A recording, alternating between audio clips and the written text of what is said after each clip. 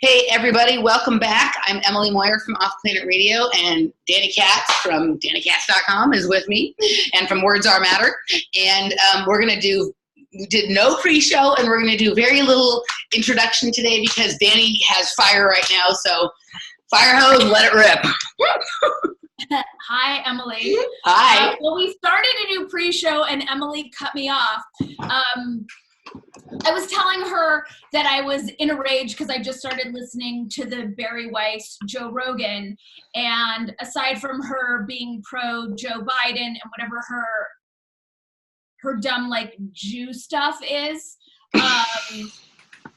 Joe was going off on how circumcision's insane, but P.S. she was like, really? I've never heard any issue with it. How are you alive in 2019 as a journalist and you haven't heard that circumcision is pointless mutilation that like only serves various industries? Anyway. Well, just so you know, though, we're in 2020. Oh, sorry, 2020. Time has been so weird as well. It's like collapsing and at the same time really. It doesn't exist. Yeah. Exactly. Yeah. Okay, so anyway, after Joe's circumcision thing, she says, "Oh, I'm afraid to ask you about vaccinations," at which point they both go off on these long soliloquies about the wonderful, benign amazingness of vaccines, clearly not knowing what the fuck they're talking about because they haven't done any research into the fact that they're not tested / safe. But it was like this giant pro-vaccine commercial, and then it was time for our show, and here I am, and that's why I'm like this, except I'm always like this, we know. Well, I did catch just a clip. So it's interesting because since we're doing these shows more regularly, you're sending me a lot of stuff, and I used to be able, sending me a lot of stuff. Yes, and there was a time when I could watch everything, right? Where I could just listen to podcasts or watch videos all day long. I could listen to podcasts or videos that were 6, 7, 8, 12, 14 hours. Now it's like, sometimes I can make it through a whole podcast. It takes me a while because I stop and start because I don't have the open-ended time I used to have. Days. Yeah. It took me days and several Pilates sessions to get through them. Yeah, and the only videos I seem to be able to get through in one sitting are 7-minute videos, which pretty much limits me to listening to The Hill and Jimmy Dore and a few other, or the clips from Joe Rogan, or whatever. Six is short. Oh, Sticks. I went through a phase with Sticks. I like Sticks, but for me, he's a day behind the news, and he believes in the system. Which is weird. Yeah, he does. He believes in civic nationalism. You know what I mean? What I love about Six is that he's so well educated. Totally. Focused on history. He actually understands. Well, he actually knows something. Exactly. Yeah, which was going to be our main topic today, I think, is that people should actually need to actually know something to be a person. Yeah, I've totally hit my limit on people who don't know dick spouting off with their strongly held opinions about their ignorance. Yeah. I can't take it anymore. Yeah. So Sticks, I respect him. I think he's smart. I think he's well educated in terms of self-education. He knows what he's talking about. But I think I respect sort of his journey and whatnot. But for me, he's going for something different than I'm going for ultimately. But this is a person I can respect because what he's saying makes sense and he knows things. Right. Right? I don't have to. He can connect a lot of dots as far as facts and how A leads to C. So I like to touch in on him. I don't buy into everything he says. Yeah. And I feel like he's a valuable resource. Totally, yeah. As a short, circling back to what you were saying about no longer having the attention span for long, rambling propaganda bullshit. But I don't think my shortened attention span is necessarily a good thing. For me, I think I built my knowledge base really well from all that time that I spent listening to just lots and lots of stuff. Some of it was good, some was bad, everything in between. Some I agree with, some I don't. I just don't have that time anymore. But sometimes I am annoyed with myself that because of this restriction on time I have, it also seems to have shortened my attention span. And you know what I mean? And I don't like that. So I feel like that's a shared experience among all of us right now because of tech.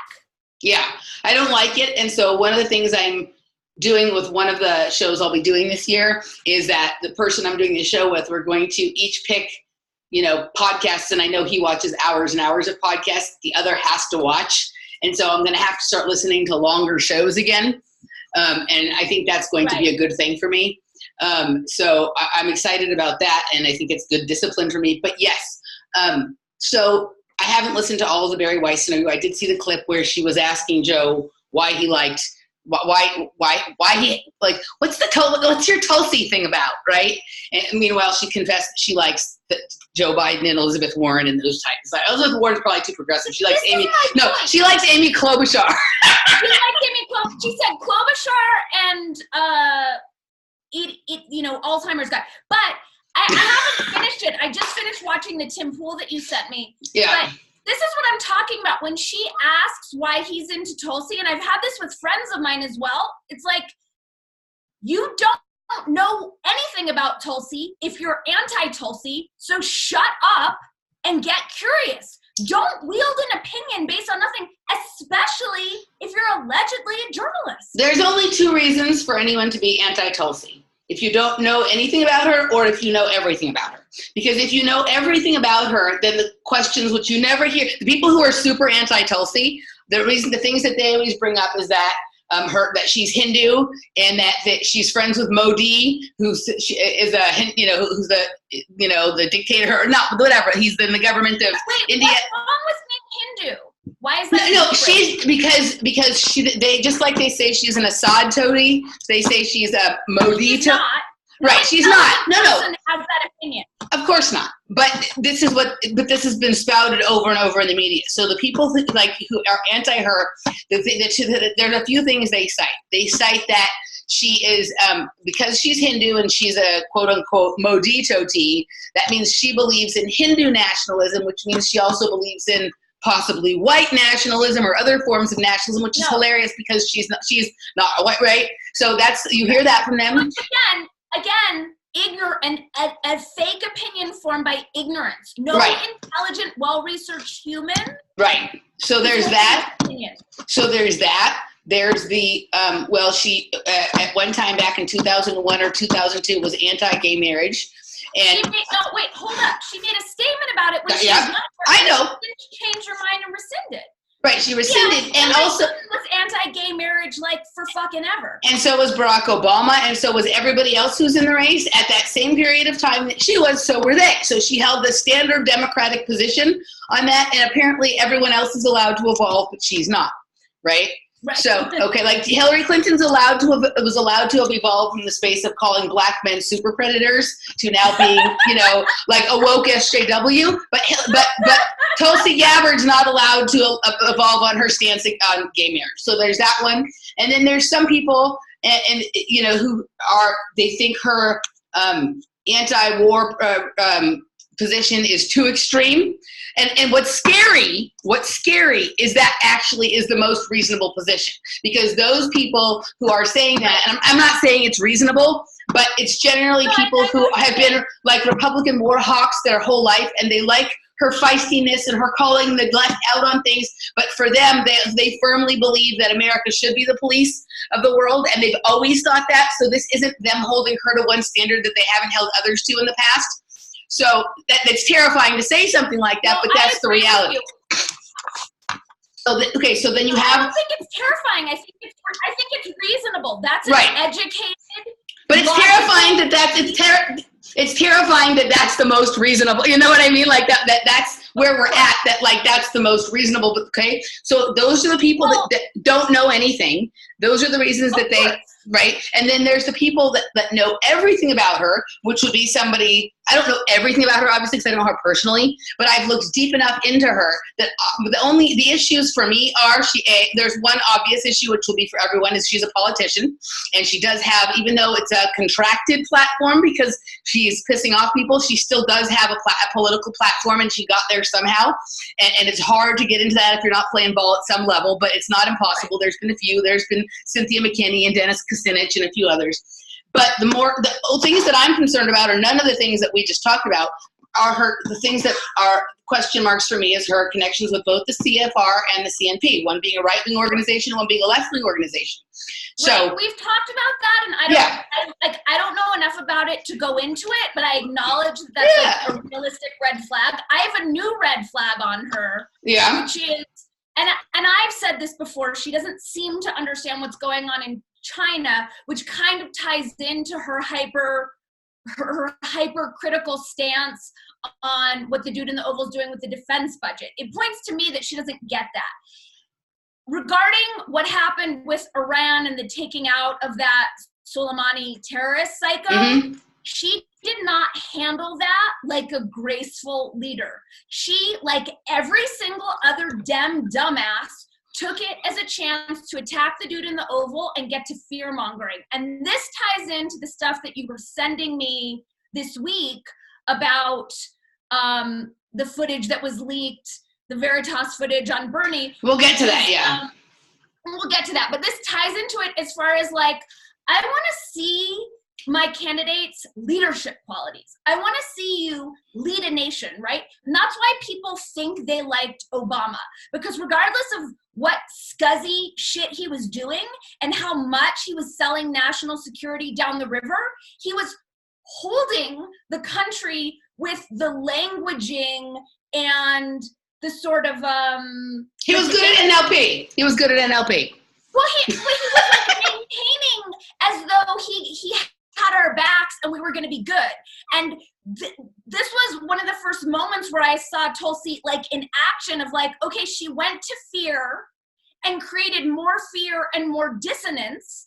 And I don't want to see my leaders doing that. And that's nothing that I've seen from any of the Dems is like, okay, I can see where you can fight and catfight and be bitchy and pander and flip-flop, but show me your leadership. So that's where...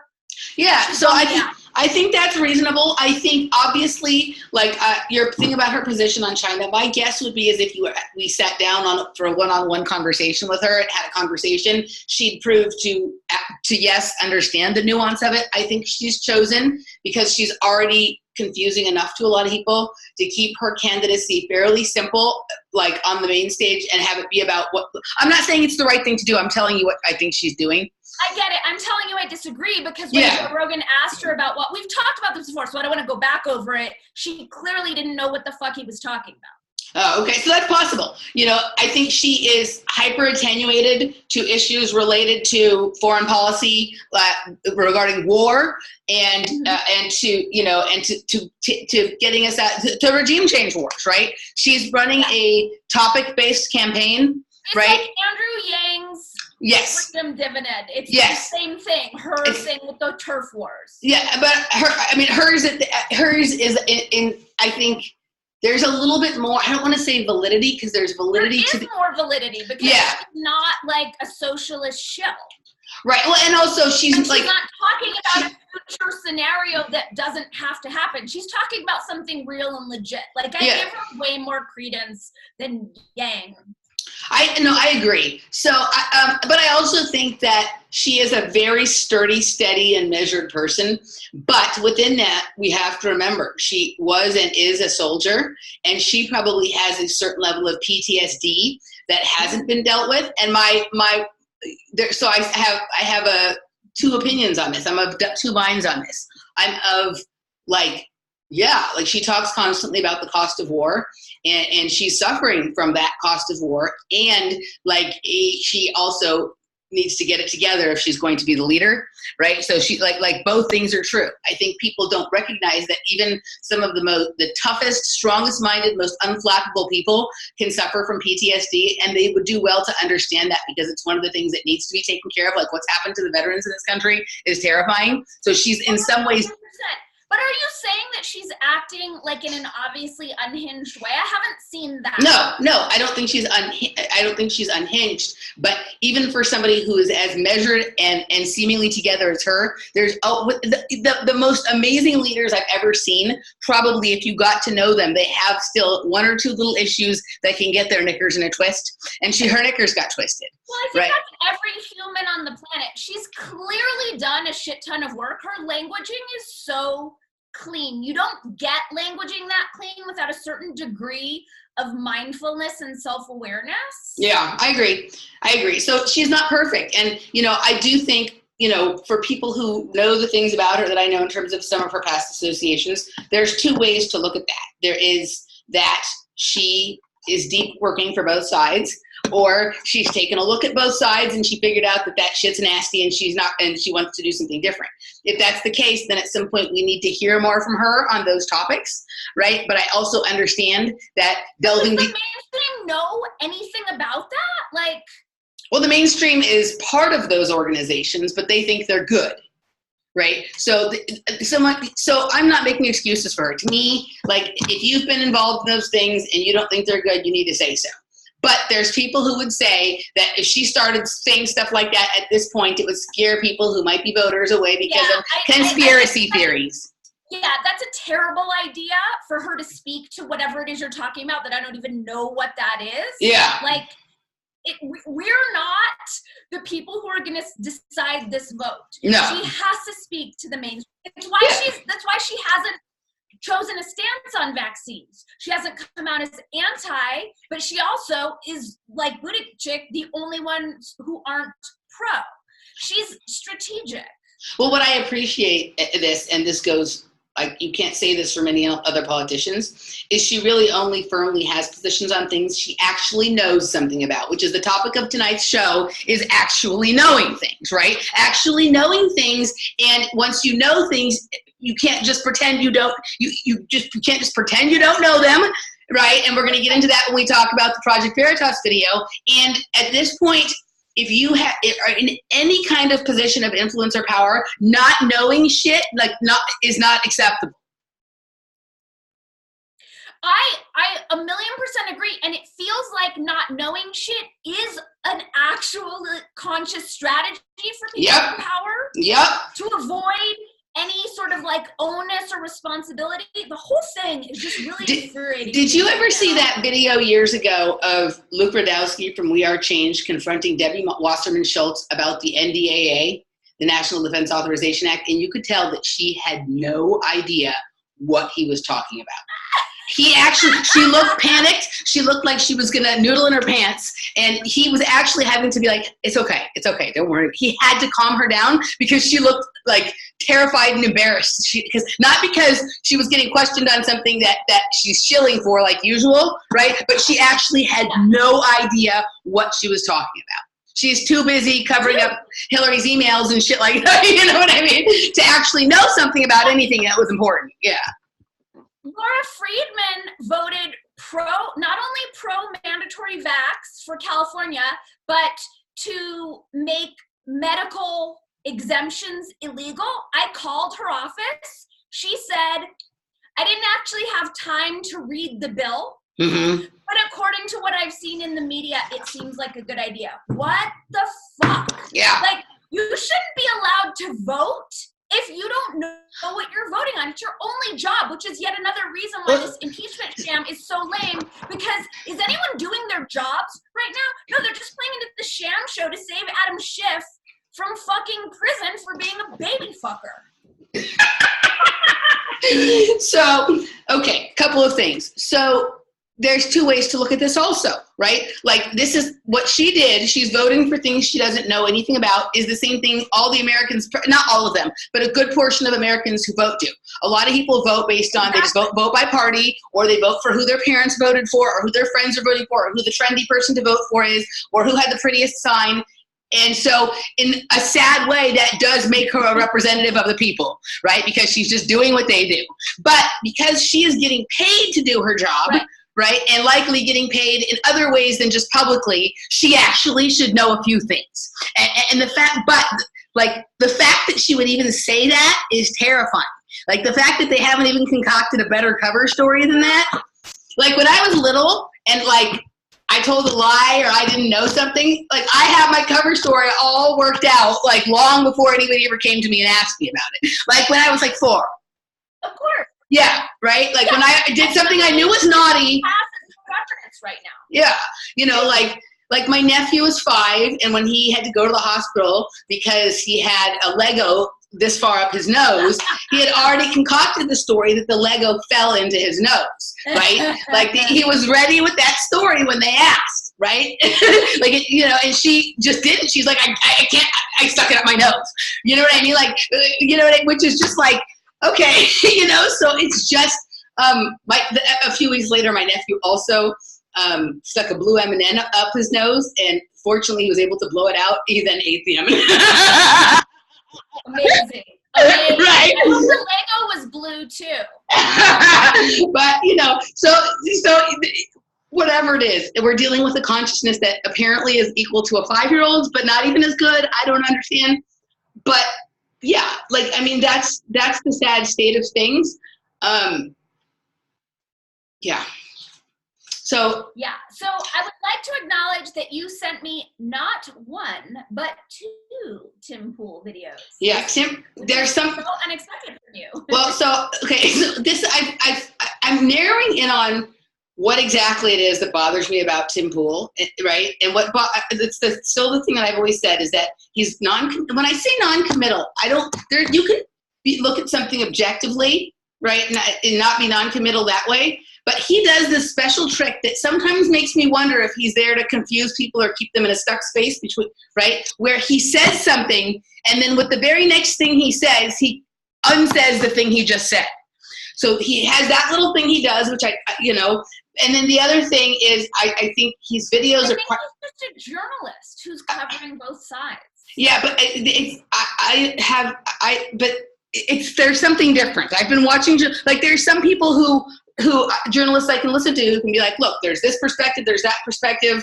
They either don't give their opinion or they give their opinion or whatever. This is something different he does that feels very like unable to, like, confused in the mind. Yeah, I know what you're saying, but my sense is that I don't think he's like a tool of the fucktards.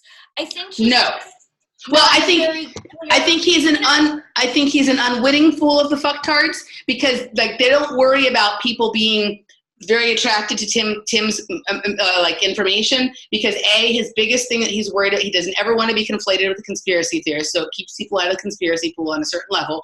But also because he holds people in this mental loop, whether he's doing so intentionally or not, which I agree with you, I doubt that he's doing it intentionally. It's a safe place to store people while they figure out how to pull them back onto the reservation. Okay, so he's like a holding tank. I think that might be the case, but I also don't think the fucktards are hurting people towards. No, they're not. They're not. I think he's more dangerous to the. Oh, you're frozen. And I acknowledge what you're saying. Yeah, I don't think they're hurting people that way, but I don't think they're blocking him from his content anyway. I think that it's not like Alex Jones. Well, not like Alex Jones, but also like there's a lot of other people who make, in my opinion, better reasoned videos and things like that than he does, who don't, like, he complains about the algorithm screwing his shit. He still gets plenty of views. There's other people who do what he does, in my opinion, better, who seem to not be able to, they never show up on my recommendation list, never, even sometimes don't show up on my subscriptions, even though I'm subscribed. So I don't think there's an algorithm against him, right? But I don't think they're pushing people towards him either. I think they're just letting him fly because he's not, because of that thing he does, it makes him less dangerous to the establishment than he would be otherwise. Yeah. So he does that. And then the other thing is he's gotten into making like a lot of his videos like pretty long, 30 minutes or so, when he's just talking about one article. Well, he repeats himself. He repeats himself at least 3 times, everything in the video. And then he talks himself out of what he's saying, which is what annoys you. Like, right. If he just made 7-minute videos with one point, he would be way more effective. Agreed. So but I think what's happening here is the simulation is fritzing out so hard and becoming so stupidly obvious that even he did it right a couple of times this week. So I sent the videos to you and Robert and others saying little Timmy gets it right once in a while. And he is right on about a couple of things. And what I really admire about him is he's calling Bernie Sanders a fucking weenie. And Bernie Sanders is a fucking weenie. So that takes us into our next series of conversations, which I would like to talk a little bit about this Joe Rogan incident and a little bit about these Project Veritas videos. And they're actually connected. Joe Rogan incident is I can't even believe that's a thing. Like, that is like the left has hit a new low. Okay, let's start because there's a correct historical order to this. Right. And it starts with this. Last Monday, 2 weeks ago today, Project Veritas announced that they would have something coming out on the Bernie Sanders campaign. That was kind of a mistake, but I'm not 100% sure that James O'Keefe isn't a certain kind of tool, like a pro-Israel tool, that kind of thing, right? So he announced it on Friday, which gave I don't know if it's the left or the Bernie Sanders, I don't know how the factions are all, but it gave all the factions over on the other side the weekend to get their shit in order, right? And so what ended up happening is on Monday when the video comes out, also comes out this bullshit about Bernie Sanders being a sexist. And the bullshit about Bernie Sanders, like, okay, it's kind of like my stepbrother who I haven't talked to in more than 10 years, who's, borderline narcissistic and something else, right? Okay? Like, one time he was talking crap about me to somebody else and he called me a slut. There's lots of things you could say about me that would be derogatory and could be perceived possibly as true. That I'm a slut is not one of them. Right. So if you're going to criticize something, there's like a million things to criticize Bernie about, but the one that's going to get the woke people who don't know anything most activated is a sexist kind of thing or a racist kind of thing, right? So that's what they hit him with. I'm telling you, this is coordinated. And I can't figure out, there's a few possible strategies I think going on here, but the point was to distract from any noise that Veritas was making. By midday on Monday, Veritas had like a certain number of likes and tweets and stuff like that, but somehow they weren't in the trending list, even though they had more action than what are we having some funny noises right now? It's interesting when the interruptions come. Okay. But other people who didn't have anywhere near as much action on their tweets were trending, but the Project Veritas exposed 2020 or whatever it was not, even though there was lots of stuff, right? There has been a complete and total mainstream media blackout, even an alternative mainstream media, and we'll get to that too. Shame on you, The Hill, shame on you, Jimmy Dore, right? Shame on all of you, because even if you talked about it and said, Project Veritas, you said you don't like this, you disagree, the right could have planted someone like this in say something. Just ignoring it tells me that you know this is a thing and you don't want anybody to find out about it, because if people find out about it, then your hero is looking a little... Isn't Jimmy rooting for Bernie? Jimmy's rooting for Bernie. Well, I think Jimmy would prefer Tulsi, but because he doesn't see that as an option and he fully believes in the system, you have to go with what's reasonable. He's pro Bernie. He's been criticizing Bernie. He criticizes Bernie for not standing up for his followers and for not being extreme enough to the left and stuff like that. But none of these people, Crystal Ball from The Hill, Jimmy Dore, none of these people who are out pro Bernie have said anything about the Veritas videos. I have commented under each one of their videos. Love to hear your thoughts on the Veritas videos. Even if they trash them and say this is bullshit, or the right, James O'Keefe probably hired someone to do, they can say that, whether that's whatever, but just ignoring them is the same thing that they accuse the mainstream media of doing to topics they don't want to talk about. So they are now participating in that same game of just ignoring a debate, ignoring facts, ignoring things that exist. They're doing the same thing that they say. Yeah, so and also I think that like what the guy said points to a much larger infection in the left that's so noteworthy, and I don't think that anyone on the left wants to acknowledge it as a real thing. Whether some low-level staffer said it or not, like, it has to be shoved so deep under the rug. Well, what's so crazy about this is this would mirror in their minds what they're saying about the right and like the alt-right or the neo-Nazis or whatever, right? But this is much more prevalent on the left than the white nationalism is on the right, much more prevalent. And this is fetishized. People who are like, look how many people wear Che t-shirts, right? And look how all that, and worship at the altar of Greta Thunberg and all this kind of crap, right? And people who don't know dick about Greta Thunberg or Che, people who are fucking ignorant.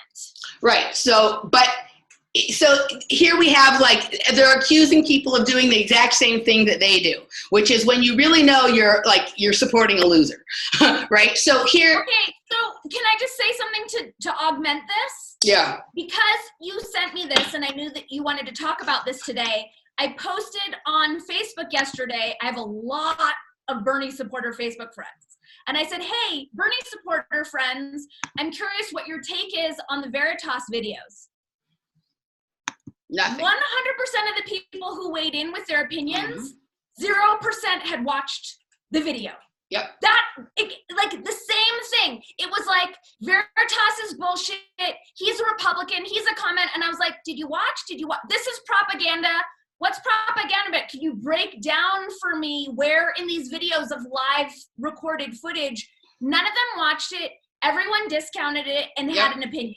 Well, this is the same thing as like, and this goes to the problem with Bernie Sanders, right? Bernie Sanders capitulated and didn't stand up for himself when the election was stolen from him in 2016. He's always a pussy. Right, but here's my point. My point is that nobody from the Hillary Clinton camp ever said those aren't my emails. They said they were hacked, so you shouldn't look at them, right? But they never said those aren't my emails. So nobody from the Bernie Sanders campaign has commented on this, including no one has said that guy is not part of our campaign. There's two guys now, right? No one has denied that they're and apparently one of them, they haven't even been fired. Well, so that was the thing, because when you sent me, it was like a series this week. So you sent me the 3 videos, and my thought was like, I don't think this is a thing. This is like a low-level staffer. They probably don't know about him. He's a wild card. This is irrelevant.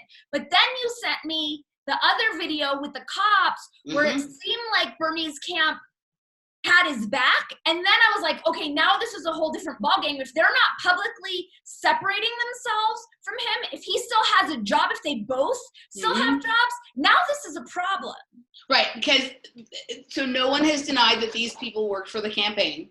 Do you want to tell the people watching who have likely seen it because they're watching our stuff, the gist of what? So the gist is, the first video was a guy named Kyle Jurek. Robert and I have talked about this, right? He was talking about sending people to gulags, right? And then during the between when they recorded the video, and you went way deeper into like some really gross. Right, he was totally gross, but he also just somehow in the time between when James O'Keefe said this information was going to be coming out, when it actually came out, he got arrested. So I wonder if that was part of the cleanup, right, of this kind of thing. But he still has a job? I don't know, because we haven't gotten any comment on that, but we did get the mug shots from when he was arrested, which seemed to be in the period of time between when those videos were, when this stuff was put together and when it actually came out. Right. The second was this guy named Martin Weises and something. I can't remember his last name, but he was just going on and on about re-education camps and this and that, how many people. It was just more of the same, but a slightly different flavor of it. But the gist being that people who don't vote for Bernie should be put into re-education programs, should be put into gulags, are lesser human beings. Right, and that be riots in the street. Right, and then there was also that billionaires. It was very pro-violence. Right, and there was also that billionaires should be guillotined. All right, that was in there. And then the third video was basically a reporter from Veritas going as a reporter from Veritas to the Bernie Sanders headquarters and asking for a comment, and they called the police on him. And the policeman was sitting in the car talking to him, saying, look, they're going to have no comment. They know who you are. They know what you got done. They're just saying they have no comment. They didn't deny anything. And the cop, even though he had to do what he was doing, seemed to be sympathetic with the Veritas reporter, because he's like, yeah, dude, I know this is insane. Okay, so that's what's going on. The faux scandal over Bernie Sanders being a sexist is to cover this, because whenever you look up Bernie Sanders controversy, what comes up is that, not this. And now the next thing to help keep that covered up is this Joe Rogan endorses Bernie Sanders thing, right? Okay, so before we jump to the Joe Rogan thing, it just occurred to me, remember like several shows back when we were talking about the idea of Hillary running again would be a great idea if the people behind it were the ones who wanted the dude in the Oval to win again? This feels like another setup like that. Like, get Warren, the potential like first female president, get people hating her because of this thing, divide the Dems. It all feels like more setup to give the dude in the Oval a bigger chance to be reelected. Well, it feels like more Dem sabotage. I think that's a possibility, but you know, in my opinion, what they're doing is they're setting up 100 different plans, that ways they could go with this, right? They're creating chaos and division everywhere because they're still not sure what the temperature of the country is going to be come next November. So they have all sorts of theories and strategies, like, you know what I mean? Like it's like the Ascension World Simulation, where they run simulations and see what's going to happen. Like, there's a version where they go with Andrew Yang. There's a version where they go with Bernie. There's a version where something crazy happens and Tulsi's the person. They've run. I know what it is. I just saw it. It just dropped in. Okay, they're discrediting Warren to put all their might behind Bernie, who's going to die before he could get the nom, and then it's going to go to Yang. Well, that's possible, or you know, like, I mean, there's a bunch of possibilities here, and I don't think that there's one that they're committed to, except for nonstop chaos all the time. Remember, I sent you a text this week about Operation Mayhem having commenced. People can look up Operation Mayhem or Project Mayhem, and it's basically, and it's also sort of the project on a little bit what the movie Fight Club was based on, was just create so much chaos and mayhem that tear everything down and start over. But basically, like, when you started to see articles this week about a man choked his wife when she told him to turn the impeachment off. A guy killed his boss because he was a Trump supporter. People getting fired for being Trump supporters. Like, these little incidents may seem small on their own, but if enough of them happen, it creates that, you know, the thing in Virginia, they were trying to create chaos with that. It didn't quite work because, you know, there was too much attention on it. But which again goes to why they're going to push for the dude in the Oval to win again, because that will create the most chaos when the left loses their shit again. At this point, yes, possibly, but we don't know. You know, I think that, like, I don't think they had decided on Donald Trump until the night of the election last time, and I think we're looking at a similar thing. I think there's like a bunch of possibilities as to how this could go, and they want to keep many options in play, right? And we still aren't even 100% clear yet on who some of the third party and independent candidates are going to be, and how that's going to steal from this, and what. I don't think there's going to be an independent or third party candidate winning, but, you know, that whole Jill Stein, the weird behavior of Gary Johnson, and then the controversies surrounding what happened between Jill Stein and all that kind of stuff is. It created tension that they could use to polarize people in this mess around an election, right? So I don't know. That's the aim, is just as much polarization. Chaos, polarization, mayhem. Exactly. Joe Rogan it's been fascinating lately watching him, because he's had some great shows and some total duds. But and this goes to, and I was talking to a friend about this. I was talking about the gymnastics podcast. I told you about this, and I told another friend who went to a gymnastics meet with me recently. You know, these are all people I have mixed feelings about. People who do the gymnastics podcast, Jessica O'Byrne and Spencer Barnes, I think his name is. Okay, like, I love some of their commentary on gymnastics, and when they pulled so many social threads into their coverage of gymnastics, largely because of the Larry Nassar scandal. And they're talking about things, while they know the details of the gymnastics case, they don't have the larger understanding of pedophile blackmail and all that kind of stuff. They don't actually know enough to be speaking intelligently about why this is continuing to happen. But Joe does, even though he pretends that he doesn't. Right. So, but my point is that I'm both a fan of theirs and I'm harshly critical. Right. My thing with Joe, I like watching because it really signals where we're going socially and culturally and whatnot. He's the junction point of everything right now. He has more power than any single person in media. He is more powerful than any celebrity in Hollywood. 100%. Right. So the host of Fear. This when you have the game show host of what was the Apprentice as president, you're going to have the most powerful media person be the former host of Fear Factor, right? Who comments on the UFC, eating bugs, right? So it's fascinating to watch because everything comes together there, and I watched him since very early on. Some of his work I admire. Some of the things about him I like, and I also am harshly critical of him because it's hard for me to believe at this point that he's an unwitting participant in this, but there's one explanation, and this would go to why they would choose someone like him for his position. his ego is so big that he can't possibly believe that the same techniques of mind control that have worked on the entire rest of the public would also work on him. I don't even know. I mean, you and I have talked about this from so many different ways. I don't know that he's conscious of the fact that that's even an option to consider. You might be right. It'd be so interesting to have the conversation. He never talks about, so whenever he talks about like psychedelics, he never refers to anything as MK Ultra. He talks about the LSD trials, right? But I'll say, Emily, like in a million years, it never occurred to me that I could be part of MK Ultra until you broke it down for me. But if you as a journalist, right, started looking into the LSD trials, because somebody brought those to your attention, and as you were researching those, you kept seeing the term MK Ultra come up, eventually you'd look into what MK Ultra was and probably talk about it. It's impossible to know as much as he does about psychedelics and not know about MK Ultra. It's impossible. I don't agree. I totally don't agree. And I agree that there's something fishy in how he carries himself and what he, like, there's a lot of cracks and paradoxes and inconsistencies for sure. I don't know that he knows that. Right. So that's why on a certain level, I have a certain degree of compassion for him and I'm not just totally mad and calling him a shill, because it's entirely possible that he is totally mind controlled. It feels like it, because that show with him and Robert Downey Jr.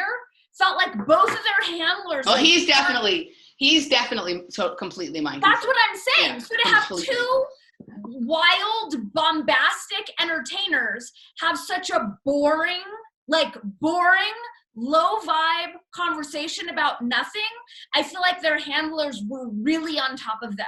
Also, notice a lot of these shows where it's obvious that the handling is going on happen when Mike Baker has been on during those weeks, and Mike Baker's the CIA guy he has all the time, who I believe is a handler for Joe Rogan. I think there's multiple handlers for Joe Rogan. But whenever whenever there's a show where it's like, right? So he'll have some good shows, and then Mike Baker will come on, and then he'll have shows where you're like, Yeah, that was one of those, because they have to work hard to control it. I thought was fantastic. They have to work hard to control Joe Rogan, because I believe that inside his spirit is to be a free thinker, right? His spirit is to, there's things about him that we like, and the reason we like it, right? And so he requires constantly to be his control to be updated, and they do it in fascinating ways. They do it in fascinating ways. That makes sense, because for him, like, as far as like me coming on the show so hot, hearing him talk about vaccines, I'm like, it doesn't make sense. He's too smart to hold these opinions that have no factual, scientific basis to back them up.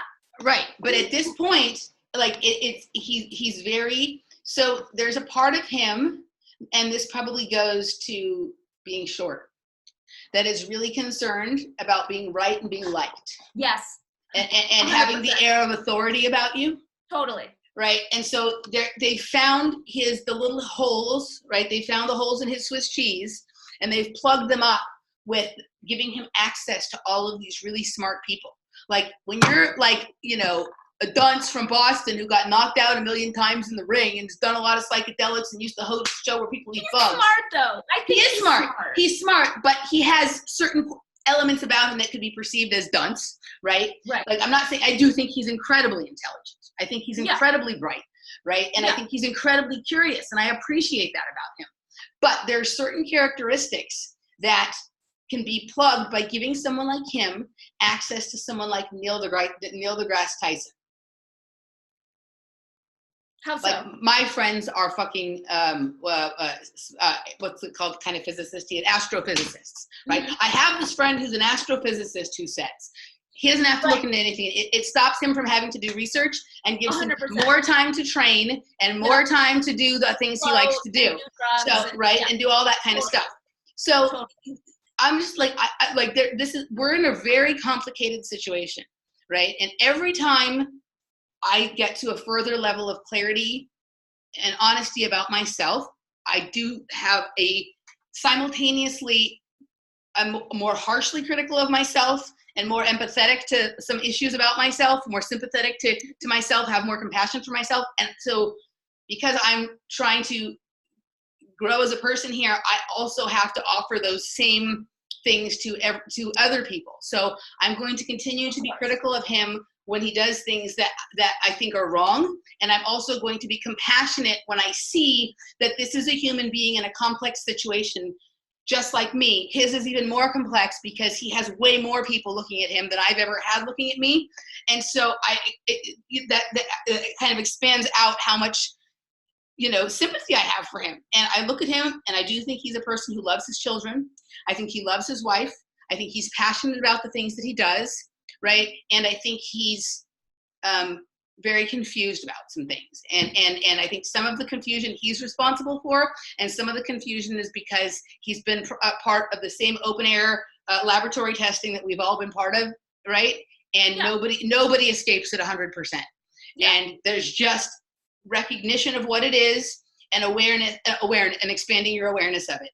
And when you deny that possibility exists, it makes you unable to expand in that way. 1,000,000%. I think the issue, and I appreciate your compassion, you gooey little cancer, you know, is how reckless it is and how much damage it can, the fact that he just dropped that bullshit about vaccinations at the same time that there's this crazy flu coming out of China and this crazy, amazing new vaccine that happens to be ready to give everyone. Right, that's going to have technology. That's going to have technology in it that Huawei has a backdoor to. Dude, it already does. Slash, at the same time that Netflix launches their new pro-vax series called Outbreak. Isn't it strange how all these things happened the same week? It always does.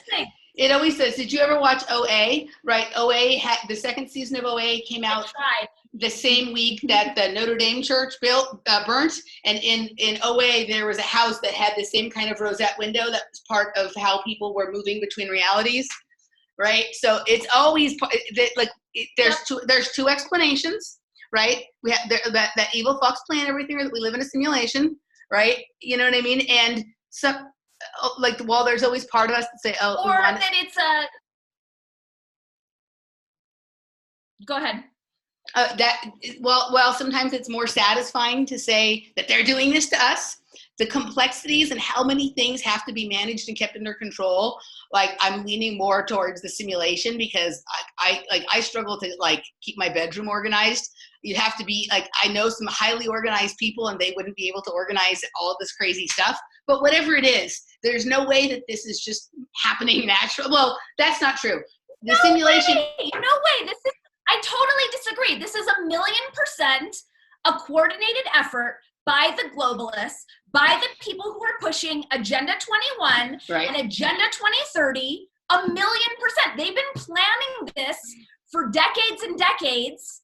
This is not a glitch in the simulation. Oh no, it's not a glitch. It's not a glitch. It's the purpose. It's large. It's a large part of the purpose of the simulation. But I go back and forth. You know what I mean? I go through phases with it. It's one of those things but anybody who thinks anything other, well, that's not true. If somebody comes to me with another possibility, which I think there probably could be, but people who just simply write it off as, oh, it's coincidence. Or, oh, the person thinks they're doing the thing because it's right. I don't have any time for that. Yeah. I'm not a coincidence theorist. All you have to do is track what's been going on in the vax conversation, track Agenda 21, it's all written out where they're going. It is not a coincidence that all these things happen in the same week. And I am also a compassionate person. I have compassion for Joe Rogan, and I think it's reckless and gross that he's shilling for this bullshit mandatory vax thing that is the worst possible thing for every human on the planet.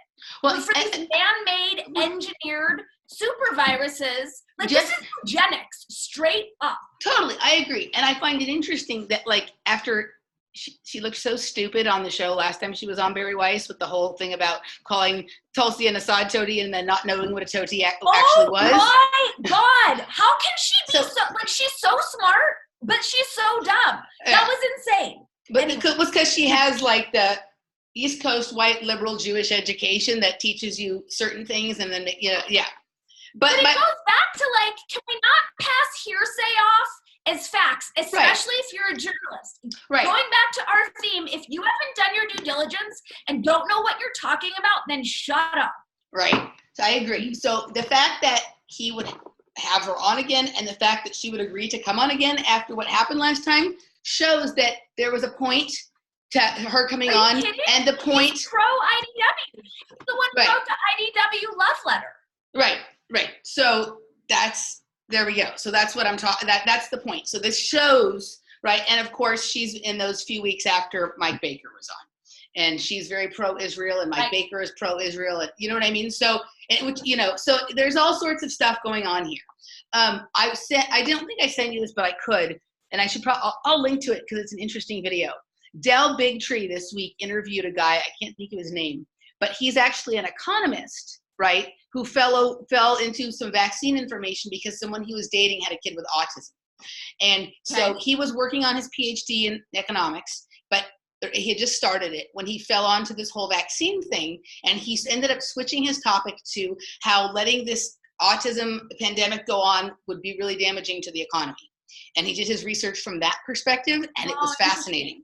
It was super. Oh yeah, because the money that they have to pay out in vaccine court, because that's a thing. Well, just even like the amount of people who are taken out of the workplace because they have to care for their children. Oh, there's so many things. It was a fascinating conversation, and I think this is actually an angle that's going to get some more city councilmen and Congress people to actually look at it, right? And so it was kind of fascinating. I will link to this. I'll link to all the Veritas videos that we've talked about. I'll try and see if I can dig up some of these Joe Rogan clips, and I'll link to this video that I'm talking about here. But I think this may be the better avenue because people are so scared about like this contagions and this and that and what heard blah, blah, blah. But everybody, ultimately it goes to the pocketbook, and people are more concerned about their economic situation than they are about almost any of these other things, because we're a sick society who cares more about money than anything else. So you have to understand the mindset. You have to understand the mindset of the people you're trying to speak to. And this guy's angle, I think, may ultimately be the one that is able to break through to the few people that have some humanity left to them, right? So, yeah, so. But so I know we got off on many tributaries. You were tying in the Veritas videos to the Joe Rogan thing. Okay, so a sexist thing kind of ran its course, but the Project Veritas videos keep coming, so they have to have something else. So there's Bernie Sanders takes that clip of Joe Rogan saying he's going to vote for him and turns it into a thing. Maybe that was the whole reason why Joe said that. He cut out Joe saying he liked Tulsi better. Or Tulsi, exactly. Yeah, of course. It was super scummy to make that. They know because of what we said about Joe Rogan being the most powerful person in media, that his endorsement means more than the only person whose endorsement could possibly mean more, and I'm not even sure anymore, that could possibly mean more than Joe Rogan's would be Oprah, right? And I'm not even sure she has that much power anymore, right? Like I can't really think of anybody who. I stretched my mind to try and think of anybody. It would be like Brad Pitt or some super dumb movie star or something.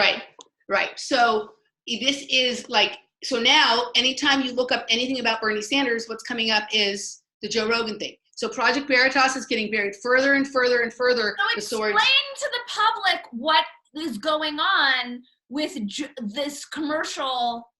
So I haven't seen the commercial, but apparently, so Robert sent, so I was alerted that, like, first off this week when some of Bernie Sanders' campaign staffers and surrogates wrote articles that were critical of Joe Biden, instead of standing up for them when they were criticized by the media, he apologized to Joe Biden for them having said he was corrupt, and came out and said, Joe Biden is my friend, he's not corrupt, right? Like, he's not corrupt, he's a nice man.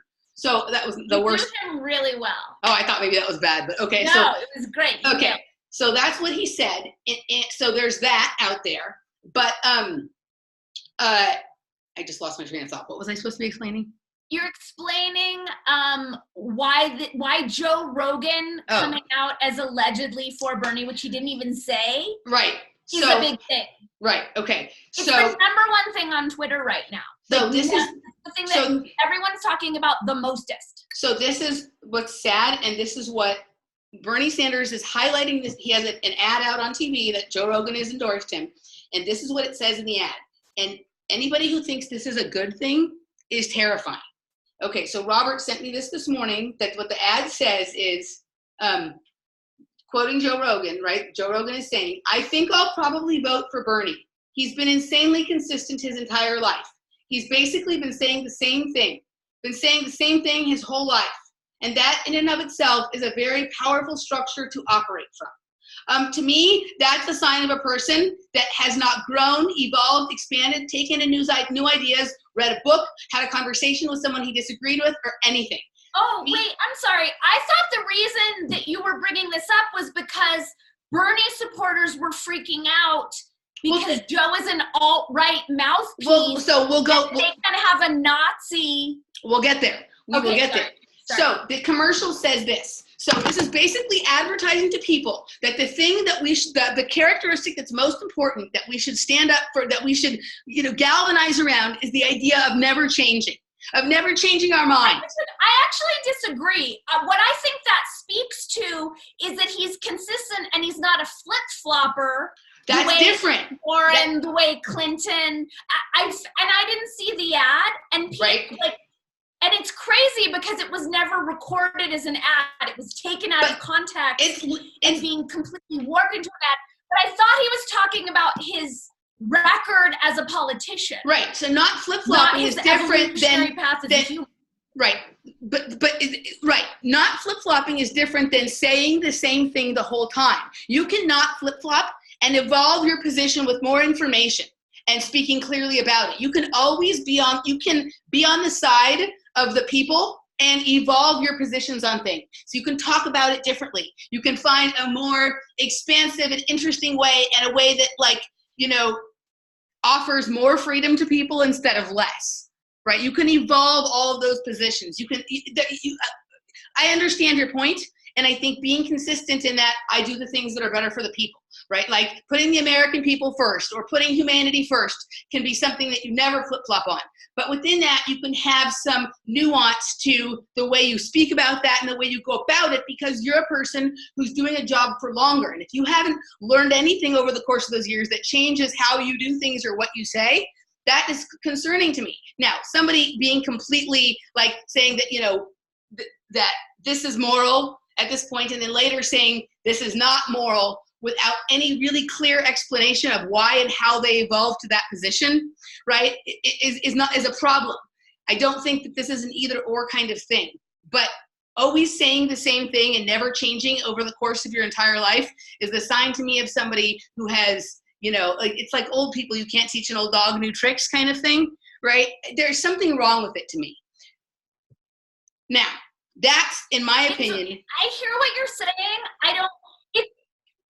I hear what you're saying. It feels as silly to me as tracking the impeachment, because Joe never intended to endorse Bernie. Right. So my problem. Statement. My problem out of context. My problem with this is not that Joe Rogan said that, or that that's what Joe Rogan thinks, because Joe Rogan on certain things is simple-minded and not nuanced, right?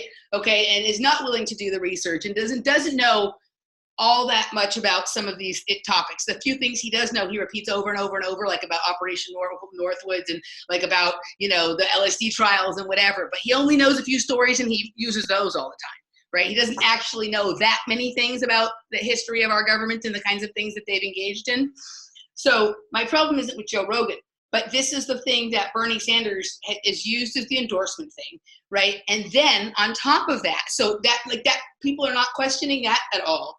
But everybody from the left is like, why do you have an alt-right person endorsing you? But an alt-right piece that I find interesting. Right. So Joe Rogan at one point had a whiff of libertarianism to him. And the only whiff that remains is the one about legalizing marijuana. But other than that, I don't find him to be very libertarian anymore. But he's never been anything that resembled anyone being alt-right. He questions authority slightly more than most. Right. He questions authority slightly more than your average person does. You know what I mean? But he's definitely never been like far right, alt-right, anything like that. He was kind of like he was, you know, kind of like a leftist who liked keeping more of his money and getting to smoke pot. I feel like we've gone over this, and that like the audience knows at this time that like obviously he's not alt-right. And I think what it more points to is how the left is fucking insane and under complete mind control. But that they automatically go to, I mean, just the fact that I posted on my Facebook, hey, Bernie supporters, what do you think about Project Veritas?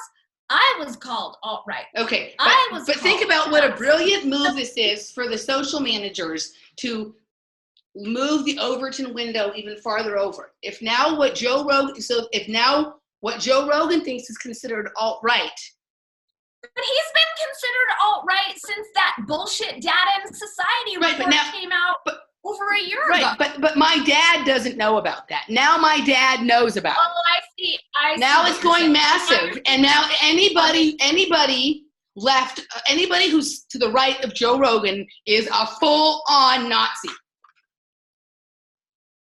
I know. The shit that they were saying about him was insane. That like, if there are 3 Nazis at the dinner table and you're eating with them, then you're also a Nazi. It is crazy. Yeah. It's so crazy. It's so crazy. The left is so crazy. I mean, yeah, it's nuts. So people are paying attention to this Joe Rogan and Bernie Sanders thing for all the wrong reasons, as usual. There's nothing newsworthy. There's no veracity to the criticism. Like, I would think if there's any pushback, it would be that Bernie took a soundbite out of context and made it an endorsement for himself. You got it. That's the stunning thing here. And Joe Rogan is going to roll over and take that the same way Bernie Sanders rolled over and took the bullshit from Hillary Clinton and took the bullshit from Elizabeth Warren and took you know what I mean? That's basically what this is. Has Joe Rogan commented on this? I don't know yet. I haven't had a chance to dig as far into this even as you have. I mean, I know he doesn't track social media, but it's.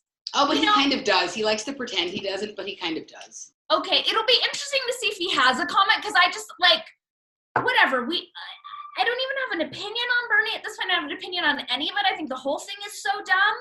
But like, that's such like a slimy way to create the illusion of support. That's right. Like, that's the gross thing. Yeah, it's gross. But it's everything is. We don't you know, the FBI said, one of the FBI directors said, when everything the American people believes is a lie, we'll know our disinformation campaign is complete.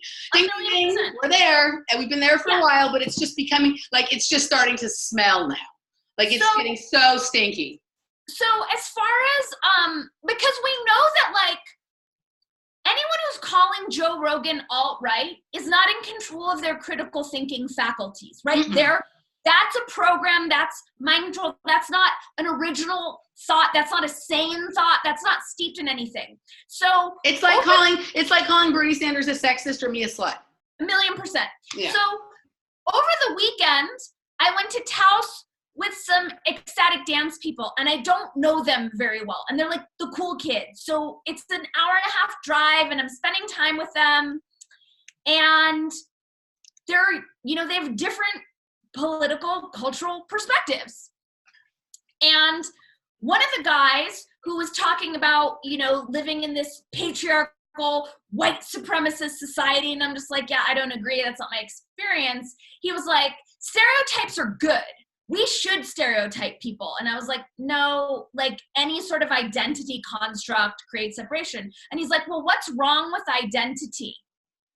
And I sat with it. He's like, what's wrong with identifying? And I sat with it for a few days, and I'm like, like, what is the real answer to that? Mm-hmm. And a couple of days ago, it dropped in, and this is something I talked to you about like a year ago. And I was like, oh, because identifying creates fragmentation. Mm-hmm. And we talked about multiple dissociative identity disorder. These things all come down to your identity, right? Like if there's something that you think is not what you are, it creates a schism in your mind. And that's exactly. So what I want to talk about are the mind schisms. So the visual that I got on it is that the more we fragment ourselves with identity constructs, you can picture it like a labyrinth made of big white walls. Like it fragments the consciousness and the actual brain. And when the brain has all those surfaces of fragmentation, that's the mind control mechanisms are projected onto those walls and those fragments. Right. So identity so the politics. The less fragmented we are, the less surfaces there are upon which to project mind control, the less susceptible we are to mind control. So identity politics and identification only serves the interests of those who are wanting to program us. Absolutely. So identity politics creates for society the same thing that certain kinds of direct abuse do to break down someone's identity and split them off and create compartments in their mind. So they found this tool that they can use on the mass of people that before they had to go to great lengths to conduct individually on single people. And while the people who are, so that's the point. The identity politics is a very dangerous weapon. A huge dangerous weapon. So did you see the video? I sent you a bunch of videos on Agenda 21 and the UN. Did you see any of those? I opened some of them, but like they all were fairly lengthy, so I didn't have time to sit and do them. But yeah, there's nothing more mind control-y than that. So this was the first time that I was like, because I'm really interested, like obviously I've been really interested in Agenda 21, and I would love it if you could explain why the UN is scummy. But this was the first time where I was like, I want to see the mainstream propaganda on Agenda 21 and Agenda 3030. And that was what was crazy. And what was so interesting was on the UN website where they're pitching us the beauty of Agenda 2030, which is what Agenda 21 leads into, was you have this Indian guy who's speaking, and the languaging, like the mind control propaganda, obvious languaging in this video was thoroughly shocking. And then at the end, he said, and he must have repeated it a half a dozen times, you need to identify as blank. You need to identify as blank. And he kept drilling in this word identify, which was, it's like so obvious. And then the whole thing of like, the other big pitch, and maybe we'll talk about it next time because you haven't watched the videos, was just like, it's you're the ones who are going to do it. And the whole propaganda indoctrination is to get us to police. Get us to do, they're right now the university are offering rewards to people who tell on each other for, slighting somebody based on their gender or their race or their, all that kind of stuff. Exactly. All right, so I think we have some topics for next time. We're winding down here, but before we wind down, there's a couple of things I want to address. So you probably will be seeing this either on my new YouTube channel, it's just the Emily Moyer YouTube channel, or on Dani's personal YouTube channel. This show will be here from here on out. I will still continue to create other content for Off Planet Radio, Off Planet Media, and for the things I do with Robert and whatever, but this you'll find here. And we are also, we're going to kind of expand what we're doing. There's a lot of people who've mentioned that the comment I get most often about this show is that they wish they had someone to talk to about this like Dani and I have each other.